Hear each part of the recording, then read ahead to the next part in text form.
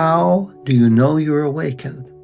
If you're asking the question, you are not likely fully realizing your awakeness now.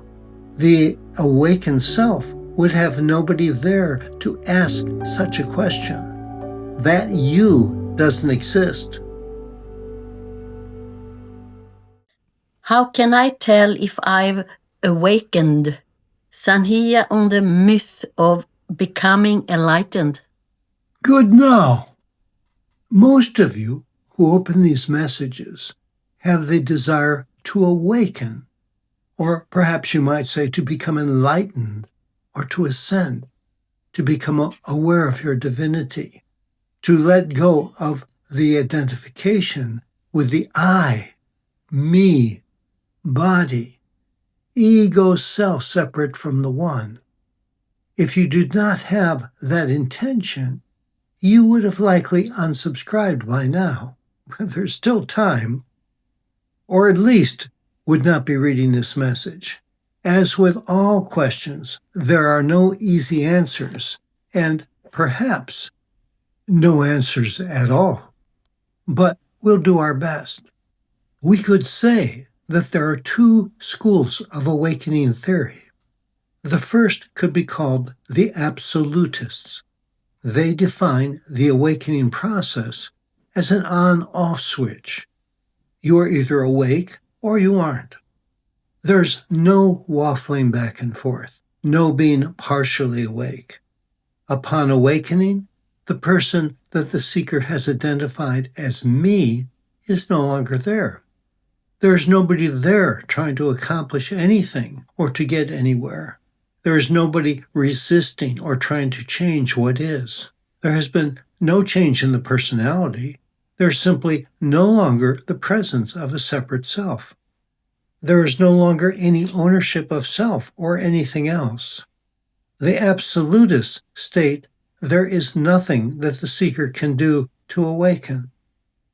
The attempt to awaken can only be an action of the ego mind, of the separate self, trying to be something else than what it believes it is. Awakening already is, right here, right now, so you can't make it happen. Awakening is realized by the grace of God. It's beyond personal control because there is no person there to control it. The second school of awakening might be called the gradualists. They acknowledge that the sudden switch turning on may happen, but not necessarily for everyone. Perhaps there's a moment of insight, of awareness, that there is no you. The mind then might jump in and claim that I am awake, but who is I? The person who claims to be awake doesn't exist, and we're thrown back into ego slumber. At best, there is a moment of awakeness and then a backsliding. There may be a bit of back and forth. Some experience that there's mostly no self, but occasionally the little me pops back up, though not for long. Even with a steadier state of awakeness, there is a learning curve of how to use that tool. Now that there is awareness that there is nothing that must be done, no purpose, no plan, that there is simply isness, what is to be done with that space? The gradualists say that you learn how to be with that isness. Maybe you become a spiritual teacher, maybe not. Maybe you share your process with others, and maybe you aren't guided in that way. The graduate school might also suggest that the experience of life in general becomes more pleasurable, as there is a movement toward awakening and a letting go of untruths that the mind has believed in.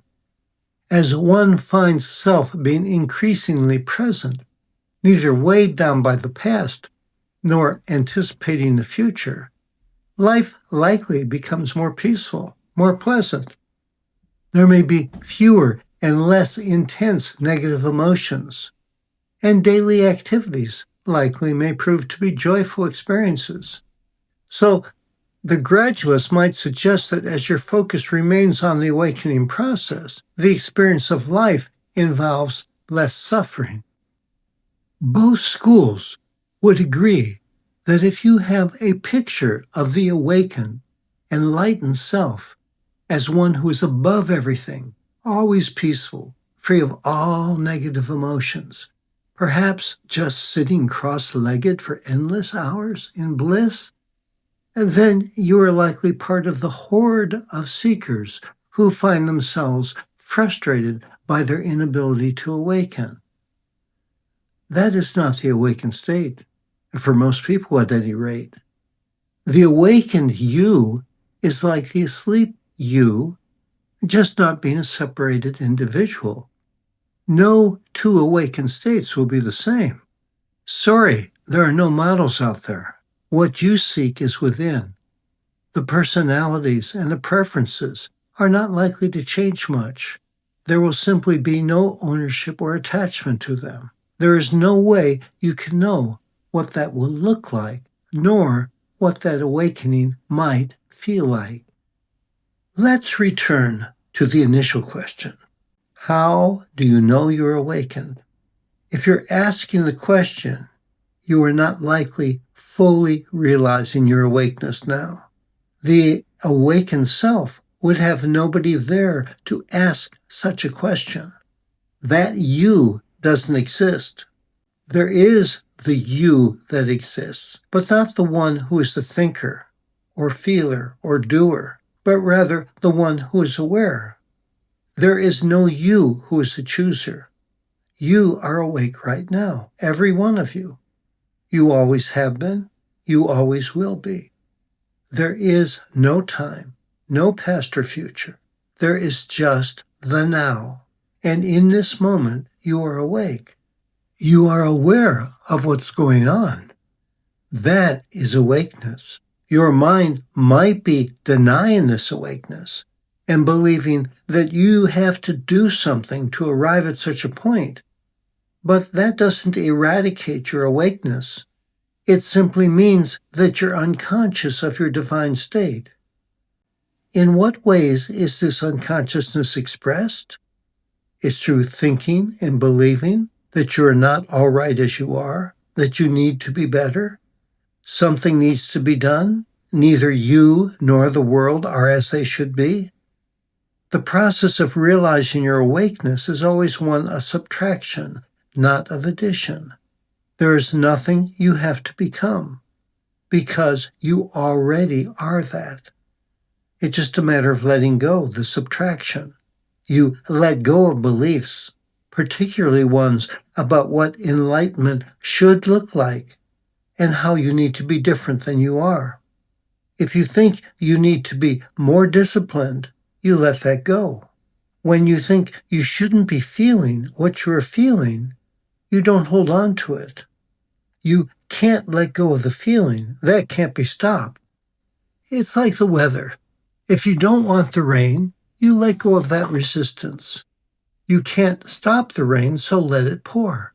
You can't stop your anger, so let it roar. Just leave your mind out of it. There's no cause, no justification, and no reason for the anger. It simply is. Keep noticing where there is no acceptance, where there's resistance and the desire for change. Perhaps you wish to let go, but the thoughts are like flypaper and keep sticking. Then you can notice that the inability to let go seems to be happening. Apparently, you don't have the power to change because if you could, you surely would. You can just notice that inability to let go is happening and let that be okay. Or that the inability to let go of holding on is happening, and that is what is. And so on, down the endless hall of mirrors. Let it be okay. Let go of changing it. The process of noticing your awakeness is a process of simplification. If everything is fine as it is, then there are no problems. There's nothing to fix. You are off the hook. There is no responsibility. On the other hand, as long as things are seen that you think need to be changed or fixed, inside or outside of you, with other people or with yourself. It's not possible to experience your awakened self. No you exists to make those adjustments. It is like clouds separating you from the sun. Nothing is hard except the doomed attempts you make to change what is. Then it becomes impossible. There is no solution. There is no resolution. Over time, some of the following characteristics may begin to appear, or at least according to the gradualists. The past just disappears and isn't really there at all. There is no focus on the future. Increasingly, the focus is only on what is here now. Often, the mind moves into the background and the senses are the focus of attention. When emotions rear up, they may not last for long. Is there judgment about these emotions? Yes, sometimes, but it doesn't usually last for long. There may not be lightning bolt awareness of awakening, but things are okay as they are. Awakening, actually, is not much of a focus anymore, so it might be fun to read about. Let's deal with one last point. The absolutists say there is nothing to do. You will awaken when you awaken. You can't choose when. You can't try to make things any different than they are. If you are drawn to this voice, go for it. Absolutely. Or more correctly, don't go for it. You might enjoy reading books by Tony Parsons or Wayne Lickerman. For those of you who are drawn more to the gradualist school, you're probably thinking that there must be some things you can do to make a difference. We've already discussed this to some degree. You might enjoy reading books by Adyashanti or Fred Davis. Keep noticing that there is resistance and attempts to change things, and let that go. Remember to subtract things rather than adding to them. Less trying to change, less judgment, less projection. There can be more allowing, more letting things be as they are, more acceptance of emotions. Let it be okay if you catch yourself holding insane thoughts or thinking you should be doing a better job at screening your thoughts. Notice without holding on or pushing away. Have more awareness of what is actually present.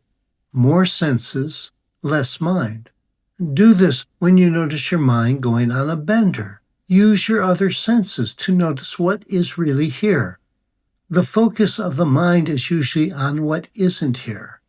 What is here is probably fine, or else you will notice a call to immediate action. Keep bringing yourself back here.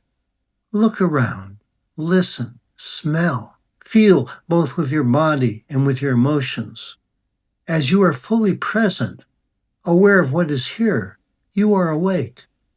When the focus is on what is not here, you are asleep. You can always hedge your bet. If taking actions is, as the absolutists suggest, of no value, if you have no ability to affect what will happen, you have nothing to lose by acting. It can neither harm nor help. On the other hand, as the gradualists suggest, you might just be inching your way home. Or, at the very least, your enjoyment of life may be greater. Remember always that you are awake. Good now. If this touched your heart, subscribe and receive more light. This content is the creative work of Channels Without Borders. All rights reserved 2025. Visit channelswithoutborders.com. Feel free to share this with friends. More information and links are in the description.